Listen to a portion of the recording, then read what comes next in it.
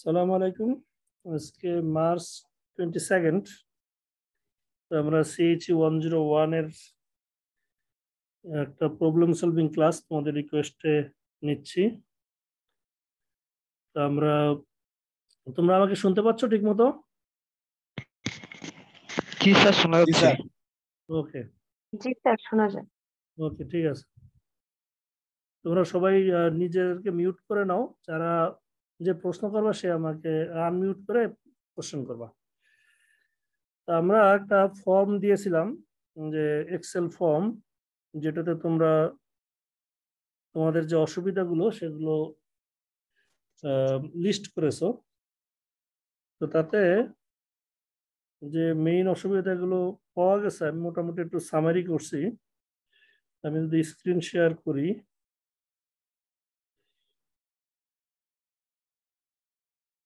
তোমার কি আমার স্ক্রিনটা দেখতে পাচ্ছ? জি স্যার। জি স্যার। আচ্ছা, তো এখানে লিস্ট মোটামুটি করা আছে। তা আমরা একটু যাই ওয়ান বাই ওয়ান। তো একটা আছে যে প্রেসার নিয়ে অনেকের প্রশ্ন, যে অ্যাটমসফেরিক প্রেসার, গস প্রেসার, এগুলো নিয়ে কনফিউশন আছে। এবং অনেকেরই বুঝতে পারছে আরো যে অনেকে ম্যানোমিটার অনেকগুলো প্রবলেমের কথা বলছে। তো আমরা প্রেসারটা যদি একটু রিভিউ করে আসি। তো আমি এখানে তোমার পাওয়ার পয়েন্ট স্লাইডটা দেখতেছো, তাই না? তো এখানে যদি আমরা দেখি, জি স্যার। তিনটা ডিফারেন্ট শেপের দেখা যাচ্ছে। এখানে যদি তোমার অ্যাজ লং এস এই লিকুইডের হাইটটা সেম, লিকুইড হাইট যেটা দেখা যাচ্ছে, এই যে এইচ যেটা, তো আমাদের এখানে এই জায়গায় এবং এই জায়গায় তিনটা ডিফারেন্ট হলো। এখানে প্রেসার সমান হবে না কম বেশি হবে বলো? এ বিন্দু, বি বিন্দু, সি বিন্দু সেম হবে, ঠিক আছে? এটা বুঝতে হবে যে ফ্লুইডটা যাই হোক না কেন, যত বড় হোক ছোট হোক, ইভেন আমরা যদি এরকম একটা চিকন কলাম দিই এখানে, যেটার মধ্যে লিকুইডটা এতটুকু,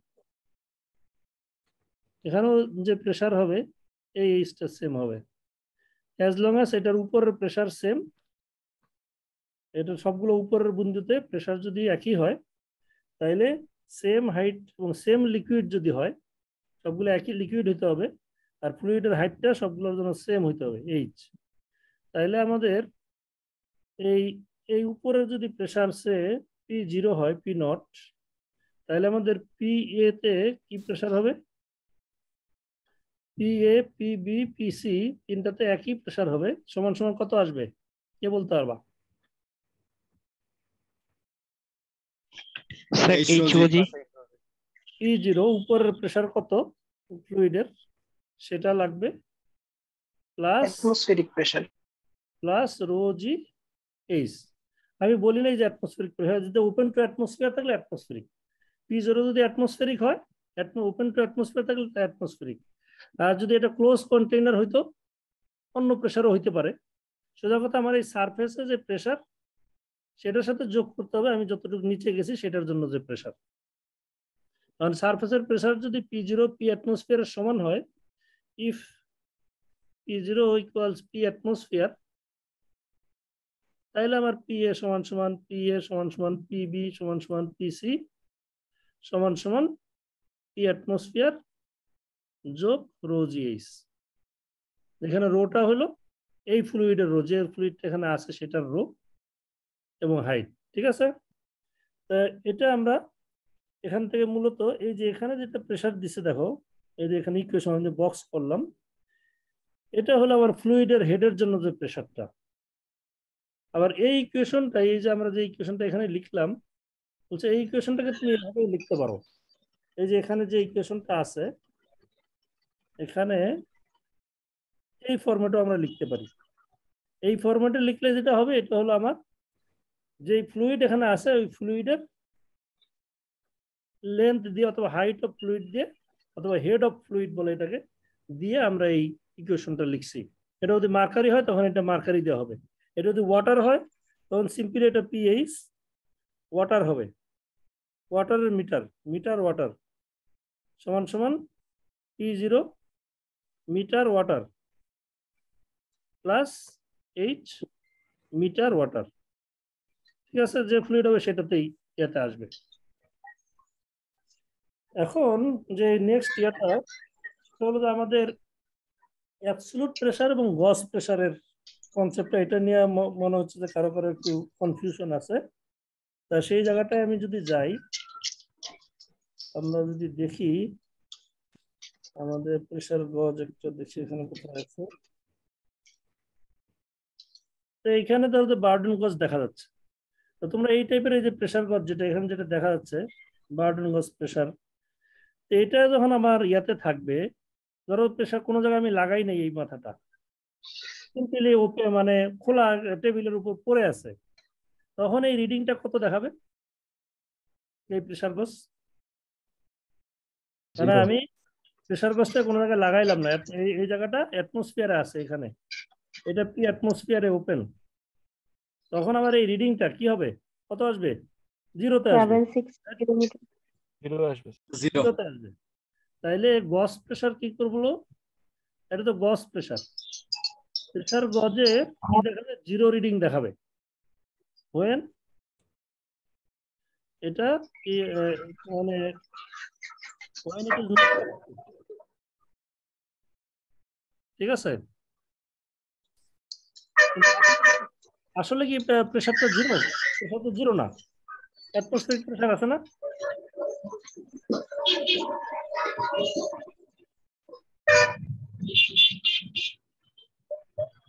জি স্যার।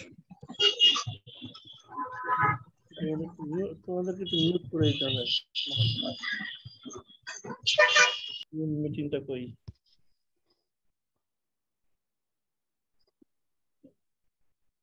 হ্যালো, শুনতে পাচ্ছ তোমরা?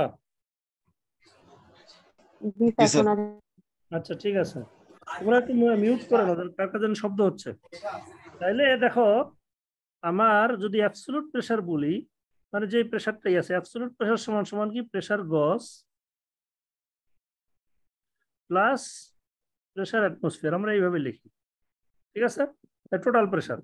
যখন আমি এই গজ দিয়ে এই প্রেসারটা মাপতেছি যে এই অবস্থায়, তার মানে কি আমার গজ যে রিডিংটা দিল, সেটা কি রিডিং দিল? অ্যাবসলিউট প্রেসার থেকে অ্যাটমসফিয়ারিক প্রেসারটাকে বিয়োগ করে দিল, তাই না? এই কোশ্চেনটাই তো পাওয়া যাচ্ছে। স্যার এখন পি অ্যাবসলিউট যদি অ্যাটমসফিয়ারের সমান হয়, তাইলে এটা গজ প্রেসারটা জিরো হবে। আর পি অ্যাবসলিউট যদি বেশি থাকতো, মানে কোনো জায়গায় যদি প্রেসারটা বেশি থাকে অ্যাটমসফিয়ারের চাইতে, সেখানে যদি গজ দিয়ে আমরা মাপি, আমরা একটা প্রবলেমে দেখবো যে ওইটার একটা ইয়ে আছে, তখন কিন্তু এটা জিরো রিডিং দেখাবে না, তাই না? যেমন আমরা এটাকে যদি কোনো একটা পাইপ লাইনের সাথে অ্যাটাচ করি, তখন তো সে জিরো রিডিং দেখাবে না। এখানে যদি আমরা এই গজটাকে লাগাই দিই, প্রেসার গজকে এখানে, তখন কিন্তু সে কি করবে? এই পাইপ লাইনের প্রেসার, সেই প্রেসারটা দেখাবে, কিন্তু সে গজ প্রেসার দেখাবে, অ্যাবসলিউট প্রেসার দেখাবে না। তার কারণ হলো যে এই প্রেসার গজটাকে ক্যালিব্রেট করা আছে যে সে অ্যাটমসফিয়ারে যখন এটা থাকবে নর্মালি, তখন সে জিরো রিডিং দেখাবে, যদিও অ্যাটমসফিয়ারের প্রেসারটা 14.7 PSI আমরা জানি। ঠিক আছে, তাহলে যেটা হলো যে বটম লাইন যেটা হলো যে আমার গজ অলওয়েজ আমাকে অ্যাবসলিউট প্রেসার থেকে অ্যাটমসফিয়ারিক প্রেসারটা বিয়োগ করে বাকি প্রেসারটা দেখায়। টোটাল প্রেসার থেকে অ্যাবসলিউট অথবা এটাকে টোটাল প্রেসার দেখো, কি টোটাল প্রেসারও বলতে পারি আমরা এটাকে। টোটাল প্রেসার থেকে অ্যাটমসফিয়ার থেকে বিয়োগ করে বাকি প্রেসারটা দেখাবে প্রেসার গজ। ঠিক আছে, ক্লিয়ার হলো এই পর্যন্ত? আচ্ছা জি স্যার। আরেকবার একটু রিক্যাপ করেন স্যার। হ্যাঁ কি? আরেকবার একটু রিক্যাপ করেন স্যার। আচ্ছা মানে অ্যাবসলিউট, হ্যাঁ হ্যাঁ বলতেছি যে আমার প্রেসার গজেরটা শুধু, আমার পরের ইকুয়েশনটাকে তুমি কনসেন্ট্রেট করো, এটাকে উপরেরটা বাদ দাও। জি স্যার। সার্কেল করলাম।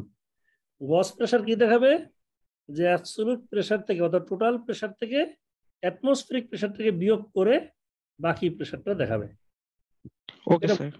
ঠিক আছে, এখন যদি অ্যাবসলিউট আর টোটাল প্রেসার যদি একই হয় অথবা অ্যাটমসফিয়ারের সমান হয়, অ্যাটমসফিয়ারের সমান হলে তো তোমার ইয়া হবে, জিরো হবে। আর অ্যাবসলিউট প্রেসার টোটাল প্রেসার একই কথা, ঠিক আছে? এখন জি স্যার। আমরা যদি আরেকটু এটা বুঝি, ধরো যে এই যে ম্যানোমিটারের তোমার এরকম একটা ইয়ে আছে না, যেটা তোমরা এখান থেকে আমরা ইকুয়েশনটা ড্রাইভ করছিলাম, তো সেখানে একটু প্রেশারটাকে দেখি। ধরো যে আমার এই যে এই বিন্দু আর এই বিন্দুতে প্রেশারের ডিফারেন্সটা কি আমরা কিভাবে করছিলাম। যারা আমার সেকশনে পড়ছে তারা তো জানোই, সেকশন বি যারা তারাও জানার কথা। তা আমরা এখান থেকে শুরু করি, এই বিন্দুতে প্রেশার কত। এখান থেকে আমরা যদি শুরু করি, এ বিন্দুতে প্রেশার আর বি বিন্দুতে প্রেশার। এ বিন্দুতে প্রেশারটা কত, পি এ, P1। তারপরে আমি নিচে আসলাম, নিচে নিচে এসে এই পর্যন্ত একই ফ্লুইড, এইটুকুর জন্য কত প্রেশার অ্যাড হবে, নিচের দিকে আসলে প্রেশার অ্যাড হয়, কত অ্যাড হবে। এটা এই ফ্লুইডের ডেনসিটি ρ1, ρ1 GD1 জি D1। D1 এখানে আসলাম, আমি যদি এখন এই জায়গায় আসি, এটা তো ম্যানোমিটার, ম্যানোমিটার ফ্লুইডের ডেনসিটিটা ρf দেওয়া আছে, এই যে ρf দেওয়া আছে। তাহলে এইটুক যদি আমি একটা সিম্পলি অন্য একটা, ধরো যে এটা আমি আর একটা সেট ডি বলি আমি, তাহলে এই বিন্দুতে প্রেশার কত, প্লাস ρf জি ডি, মানে এইটুকুর জন্য প্রেশার অ্যাড হবে। ঠিক আছে? এখানে চলে জি আসছি, স্যার। নিচের দিকে যাই আসতেছি, যোগ হচ্ছে যোগ হচ্ছে, পানির নিচে নামলে কি হবে, প্রেশার বাড়বে না তোমার উপর, তুমি যদি পুকুরে ডুব দেন নিচে যাই দিয়ে দেবো, ঠিক একই কথা। এখন তো আমি আবার উপরে উঠলাম একটু, তাহলে কি হবে, প্রেশারটা কমবে না, কতটুকু কমবে, কমবে কতটুকু কমবে, minus rho F GD minus ρf GD। কতটুকু কমে গেল। তখন এখান থেকে আমি আবার উপরে উঠে এই পর্যন্ত আসি, তাহলে মাইনাস কি হবে, রো এফ জিএইচ সরি এই রো এফটা লিখে আগে, রো এফ, সেটা আমি মুছে minus rho F G H.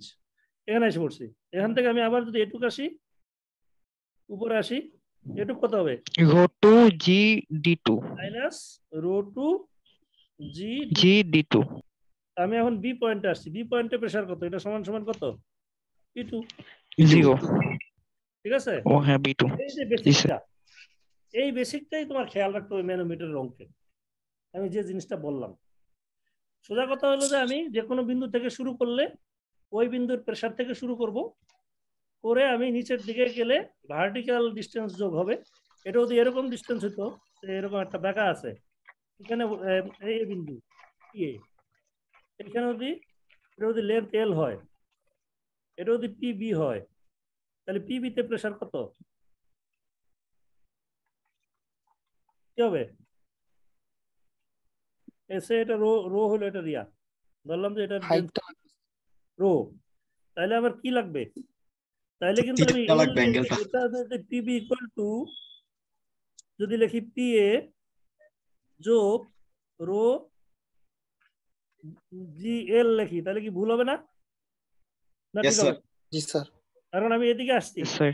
দেখায় আসছি, দেখায় আসলে হবে না, এটা কি হতে ভার্টিক্যাল ডিস্টেন্স হতে হবে এরকম। তার মানে আমার এই এইচটা লাগবে, তখন এই থেটা লাগবে, থেটা সমান সমান কি, এল সাইন থেটা, মানে এই এইচ সমান সমান। তাহলে আমার এই জিনিসটা ভুল হলো, এই জিনিসটা ভুল হলো, কি লিখতে হবে, পি এ যোগ রো জি, কি হবে, এল সাইন সাইন থেটা। থিটা ঠিক Sin আছে? theta। তার জি মানে স্যার। কি আমার অলওয়েজ প্রেশারটা যেটা যোগ করি আর বিয়োগ করি ভার্টিক্যাল ডিস্টেন্স লাগবে, এটা খেয়াল রাখতে হবে। বেঁকা হোক, ঘুরানো হোক, ইভেন যদি এটা এরকমও হইতো, সে এ থেকে শুরু করলো একটা পাইপ, এখানে আইসা এরকম করে গেল, কথার কথা, এটা বি বিন্দু, তাইলেও কি হবে, যদি একই ফ্লুইড হয় তখন এই দুটোর মধ্যে ডিস্টেন্স আসবে শুধু। আমার পি এ আর পিবির মধ্যে, পি এ সমান সমান আমি লিখবো, উপরে যেহেতু উঠছে যদি এইচ হয়, rho G H plus PB. ঠিক আছে? তার কারণ এটা বাদ যাবে, তুমি হিসাব করে দেখো, যদি নিচে যতটুকু যোগ হবে উপরে অতটুকু বিয়োগ হয়ে যাবে উপরে ওঠার সময়, তোমার কমপ্লেক্স ক্যালকুলেশন লাগবে না। বুঝতে পারছো? স্যার। বুঝতেছো না মনে হয়? আমি কি বলছি যে বুঝছি স্যার না স্যার, বুঝছি স্যার। দুইটা বিন্দুর বুঝছি স্যার। মধ্যে যে ইয়াটা, এটা এর মধ্যে কি আছে, যে কন্টিনিউয়াস ফ্লুইড যদি হয়, একই ফ্লুইড, আবার ফ্লুইড যদি এখানে আলাদা থাকতো তাহলে কিন্তু এটা হইতো না, তখন আবার আলাদা আলাদা করে হিসাব করে দেওয়া লাগতো, এখানে আসা লাগতো, এখানে আসা লাগতো। মানে ধরো যে এইটুকু একটা ফ্লুইড, এখানে যদি অন্য একটা ফ্লুইড থাকতো, সেন আর একটা অন্য ফ্লুইড, তখন কিন্তু হিসাবটা অন্যরকম হইতো।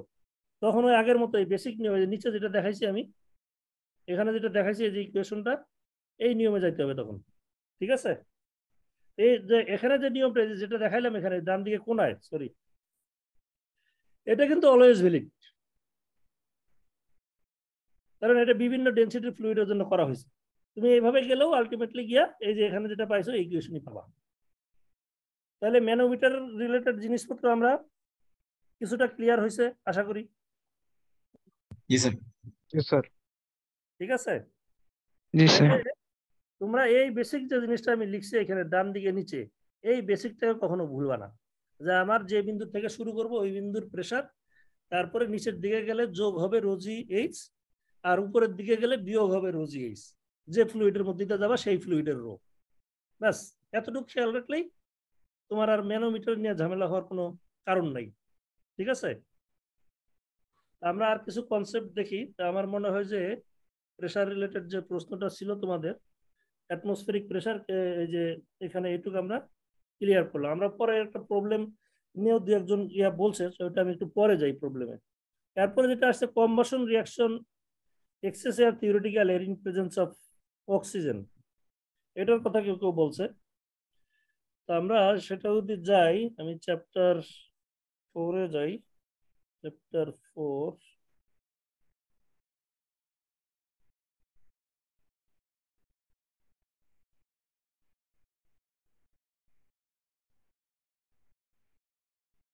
ওকে, চ্যাপ্টার 4-এ আমরা কম্বাসন রিয়াকশন যদি যাই, combustion reaction composition of combustion. ঠিক আছে, তো কম্বাসন রিয়াকশনে আমাদের যে কোনো কম্বাসন রিয়াকশনে আমরা বলছিলাম কি, যে কম্বাসন দুই টাইপের হইতে পারে, একটা হলো কমপ্লিট কম্বাসন আর একটা হলো ইনকমপ্লিট কম্বাসন, রাইট? জি কমপ্লিট স্যার। কম্বাসন, ইনকমপ্লিট জি কম্বাসন। স্যার।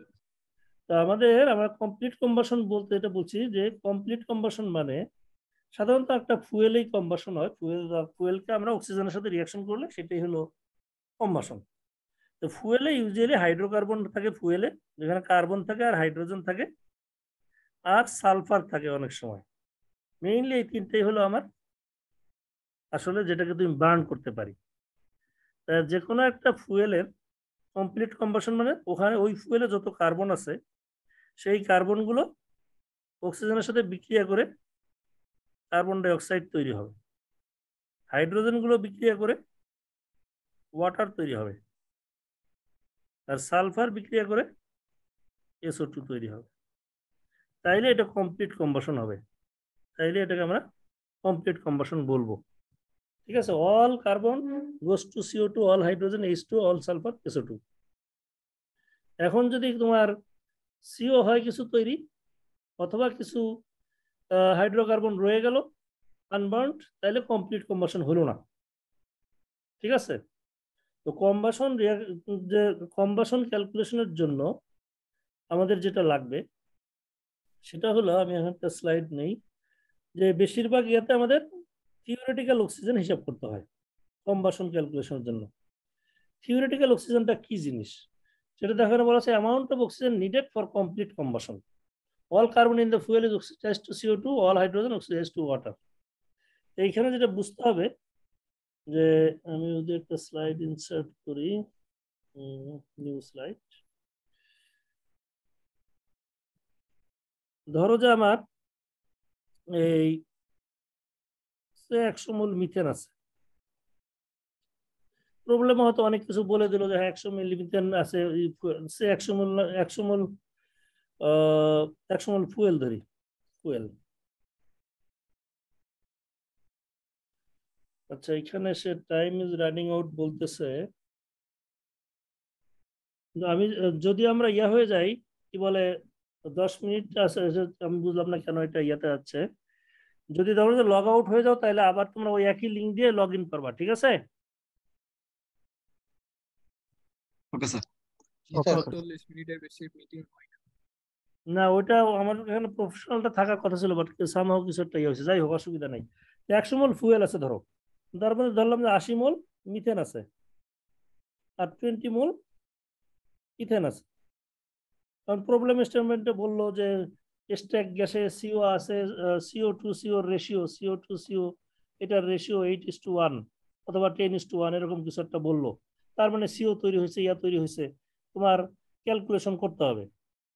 তো যে যাই থাকুক না কেন, তোমার ক্যালকুলেশন করতে হইলে মূলত মোস্ট অফ দ্য কম্বাসন রিয়াকশনে তোমার যেটা বাইর করতে হবে এটা N theoretical NO2 sorry NO2 oxygen theoretical.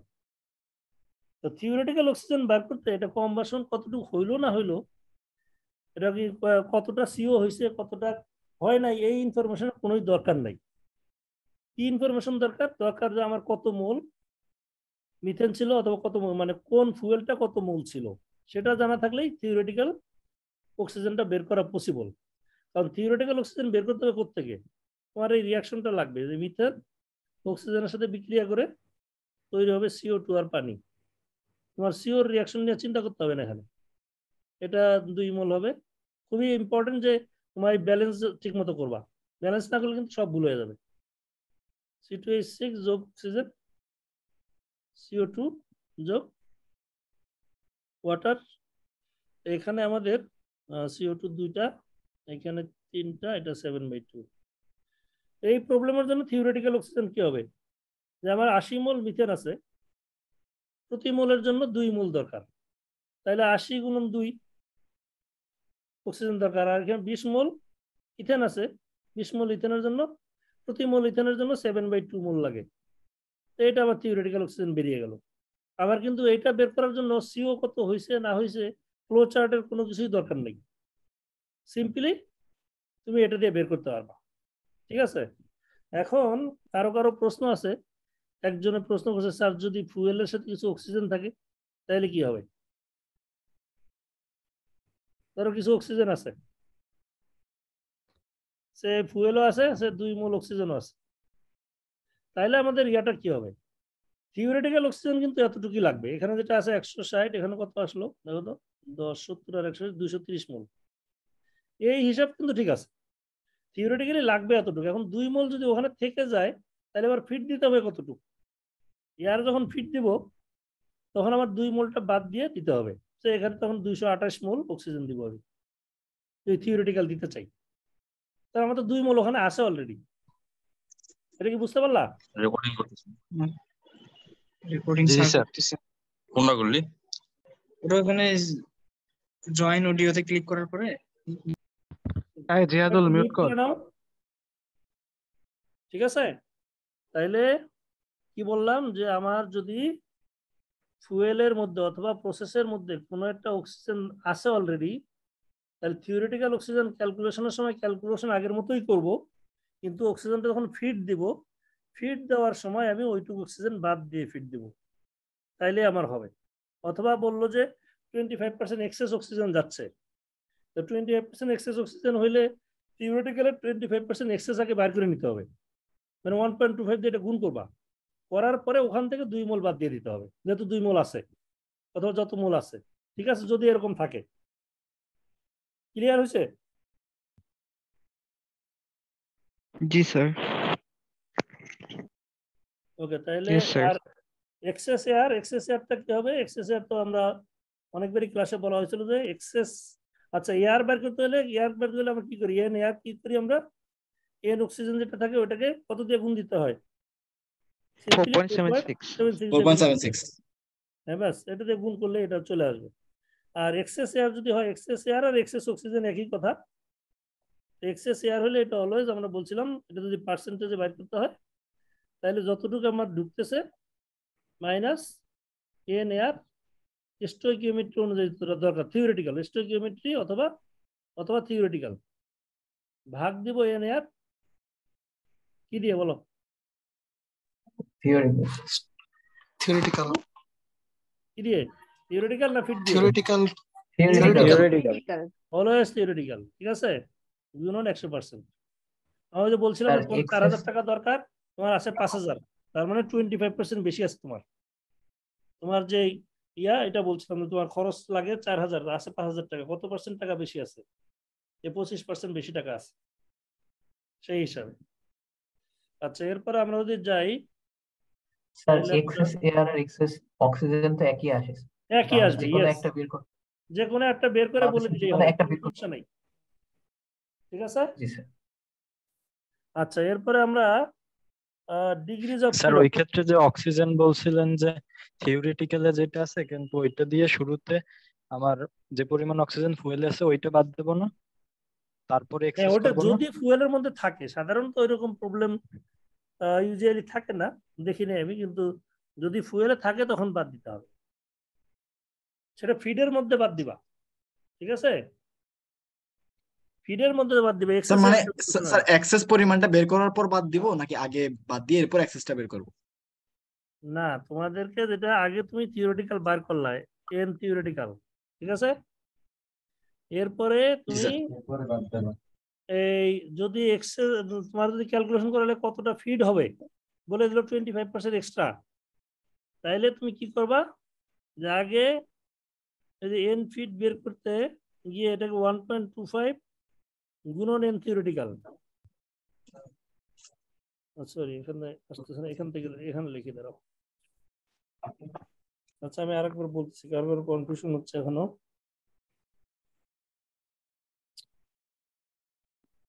আচ্ছা, ধরো যে এরকম একটা আছে, এখানে ফুয়েল আছে, ফুয়েল যাই থাক, তার সাথে কিছু অক্সিজেন আছে, সেন মোল। তোমার এখন এখানে এয়ার যখন ক্যালকুলেট আমরা করবো, সে 25% এক্সেস এয়ার আছে, 25% এক্সেস এয়ার, তখন আমার বার করতে হবে কি এন অক্সিজেন থিওরিটিক্যাল বের করবো আগে ফুয়েল থেকে, তারপরে এন O2 ফিড, এখানে NO2 ফিড বের করতে হবে, কতটুকু O2 ফিড হচ্ছে সেটা যখন বের করবা, তখন করবা এইভাবে 1.25 গুণন NO2 থিওরিটিক্যাল মাইনাস ওই যে এন, এই যে এনটা এখানে আছে, যতটুকু অক্সিজেন ছিল, তাইলে তুমি এখানে কতটুকু ফিড দিতে হবে বুঝে ফেলবা, মানে আলটিমেটলি তো এই অক্সিজেনটাও এখানে গেছে, তোমার টোটালটা কতটুকু এক্সেস সেটা হয়েছে, ঠিক আছে, ওটা সহ হিসাব করতে হবে, এই মোল অক্সিজেনটা বিয়োগ দিয়ে দিতে হবে। এই আচ্ছা, এরপরে স্যার ফুয়েলের ফর্মুলা যদি C5H8O2 এই টাইপের হয় তাহলেও কি এরকম হবে? কি বলো C5H8O2 মানে যদি তার সংকেতের মধ্যে O2 থাকে, তখন তোমার এটাতে কি হবে, এটা যদি তুমি রাখো, রিয়াকশন লেখো, কি হবে দেখো, তুমি এখান থেকে বের করো, কত আসবে,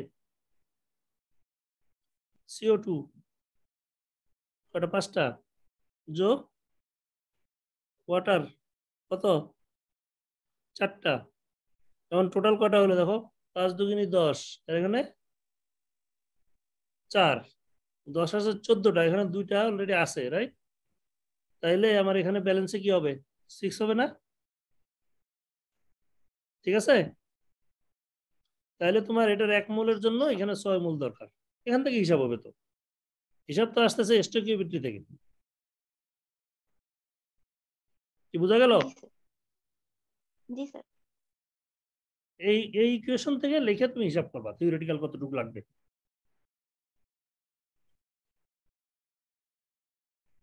স্যার এক্সেসের পরিমাণটা আবার একটু বলবেন, মানে আমার যদি থিওরিটিক্যাল অক্সিজেন লাগে 200 মোল, কিন্তু আমার ফুয়েলের মধ্যে যদি 2 মোল আগে থেকে থাকে, তাহলে আমি 198 মোল ওইটাকে 1.25 দিয়ে গুণ দেব, নাকি আগে 200 ওইটাকে 1.25 দিয়ে গুণ দিয়ে তারপর 2 বিয়োগ করব? হিসাব করে নাকি না এক্সেস এয়ার তোমার দেওয়া আছে সেটা তুমি কোনটার কথা বলতেছো? এক্সেস এয়ার বের করব, বের করবা, বের করলে তোমার ওই দুইটা যোগ করে নিতে হবে, ওটা মানে